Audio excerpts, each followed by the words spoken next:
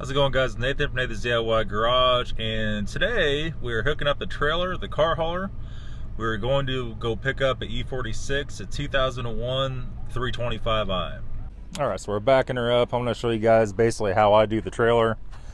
I do the air ride and all the, basically the step-by-step we have to do to be able to haul a car and not kill herself or kill everybody else on the highway.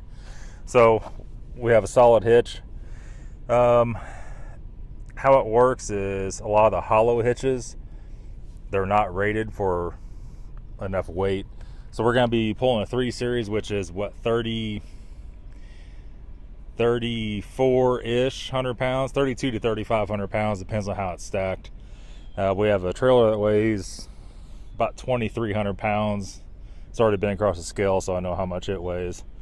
So, you know, we're looking at roughly 6,000 pounds we're going to be towing. Plus the Sequoia is already super freaking heavy. She's a big girl. It's like a hippo. We're going to go ahead and drop her on the hitch. And we notice here we have the trailer is actually blocked up. The Sequoia is lifted. So it sits so high it's out of the range of the jack. And if you do this wrong and you knock the trailer off the block, well, then you're in trouble. So we're going to have to back up just about a half an inch here, and that should pop in there. All right, so we're dropped on the hitch, right? We're going to pull her pin. You got to always have a pin. You can use a bolt, I guess. That's a lot easier to use, and they're cheap enough it doesn't matter. Lock it in, and there's a hole right here that latches it. I would not pull a trailer without having that. Have her 7 round because they have trailer brakes on this trailer. And then we have her chains. We'll make sure that your chains don't drag the ground. We don't really have a problem with these dragging. Some trailers are a lot longer, or if you're pulling with a Ford has a hitch really freaking low for some reason, and we've had problems with that in the past. I'm gonna go ahead and plug her 7 round in. Make sure there's nothing stuck in there. Everything looks pretty good. All right, so the trailer's hooked up. We do have the tires chalked only in the back though. I pulled up just a little bit, so it's already off the tire. That could stay there, that's cool. We're gonna pull up here on the level, and we're gonna get a little air compressor out. We're gonna run all the pressures on the air ride, on the Sequoia, and on the tires on the trailer. All right, so one thing you don't want to forget, to take your block with you, because if you have a problem and you want to unhook and you're out somewhere, you can't unhook your trailer. We're gonna throw this in the back of, what the hell is that? What is that? Some kind of turd? Nasty. Anyway, we're gonna throw it in the back of the Sequoia. We're gonna go ahead and grab our little compressor. Camera, there we go. And we're gonna air up the air ride. And I think I showed, yeah, I'm pretty sure I showed you guys this before. This backup camera, I think I did a video on it when I first got it. It's actually just a little camera that bolts in your license plate holes. And it works out pretty good. It's just the bare minimum, and that's all we really need. It works a lot better than trying to back up 5 or 6 times, and you risk on damaging your back bumper. So let's go and get our little Craftsman compressor out here. The airbags, the air ride on the Sequoia doesn't take anything to air them up, and they are hooked up separately. I'm going to show you why here in just a second. All right, so we have them hooked up separately. What that's going to do is whenever you are towing with it, or whenever you're cornering, it's not going to lean.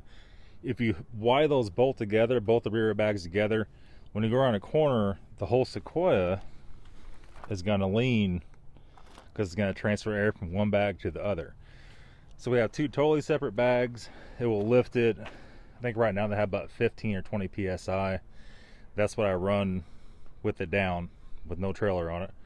And you can air these up to, I believe it's 50 or 60 or even 80 pounds. Once you get above 40, it doesn't matter what you put on it, it's not going to sag. So we'll put about 40 in them. This thing does have a 3-inch lift in the front and no lift on the rear. So when it's aired up, it sits level, even about 1 inch higher in the back.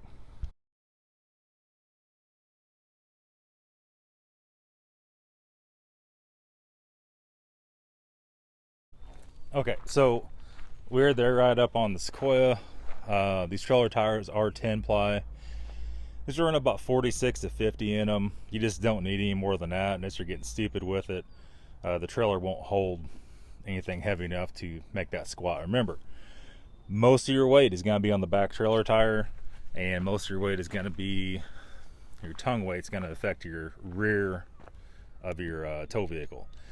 So we're going to put these at around 50. They sure to be at that. I always like to run the front lower. It gives you more bite for stopping power. We're on about 35 in the front, 50 in the rear. These are also 10 ply. Okay, so we've checked all the air and all the tires on the Sequoia and on the trailer. We even checked the spare tires on the Sequoia and on the trailer. So it was at 4, 8, 9, 10 tires altogether, plus 2 airbags. So a lot of air. Our little compressor did all that on one battery, no problem. And I think we're down to right now, we need to check all our fluids. We need to check mainly, even though this thing doesn't use anything, we'll check the coolant. We'll let it cool off a few more minutes, check the oil, and check the transmission fluid. All right, so we did all that. We did a visual tire inspection and looked at everything, make sure everything is good to go as far as that goes. Nothing has lumps in it, nothing has bulges in it. All the fluids were good. They always are, but you have to check them anyway. And make sure your trailer lights all work. Make sure your trailer brake controller works so you could actually live. No trailer brake controller, I don't care if you're pulling it with a dually. If it rains, you aren't stopping. Most dualies don't have ABS worth of shit anyway. Sometimes on the rear, real sensitive. So it'll push you right through the stop sign, no doubt, without trailer brakes. That's it. We'll be back in a little bit. We're going to be at the car and loading it up. All right, guys, so we're at Daniel's house. Daniel's a friend of mine. He has a car. We're getting ready to load it up. So let me go ahead and flip you around and show you what it is. So anyway, we just got here, just got the Daniels, and I had this car at the house here about a year ago. I'm trying to block the mic from this wind. And the transmission is stuck in forward gear. So the scanner says number 2 shift solenoid is on all the time. And when you start it in park, it wants to push forward. When you start it in reverse, it wants to push forward.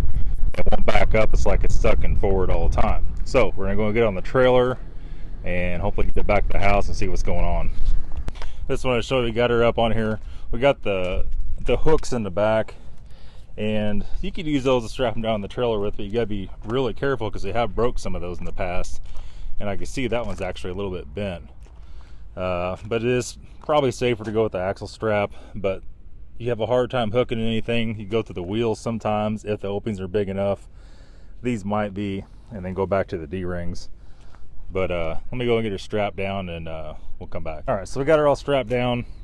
So basically they're hooked to the tow hooks in the front. That's actually an X5 hook, so it's a little fatter, a little meatier.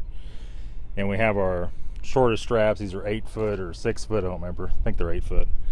Have them all tucked in. And how we usually tuck them in is like this. That way the tails can't go anywhere. And it seems to be a lot safer like that. A lot of you guys trying to pull or tow cars with the real long yellow straps and close them in the trunk. These have locking hooks on them, so they actually latch in the ring there and latch in the ring down here. That way if it comes off, you don't lose your strap and everything stays intact. Now you can buy those long straps for cheaper, and a lot of guys do just cut them off, but they don't really have a very good hook on them. It just has a half bend, no latch, and if it falls off, you lose your strap. Worst case yet, it falls off the back and it starts bouncing. It bounces up, hits your car, or hits somebody else driving by. That's pretty much it, guys. I just want to show you the pickup of this E46, and we'll have some transmission videos up on it. And we drove the E53 X5 last night. Runs the drive's good. It's got a little bit of exhaust leak or something going on. But as last night, the check engine lights were not on for the Vano solenoid. So I don't know, we'll keep putting some miles on it, gotta pull the engine plastics back on and all that stuff back on, and just kind of put some miles on it and see. But that's it, guys. That's all for today's video. Thanks for watching. We'll see you tomorrow.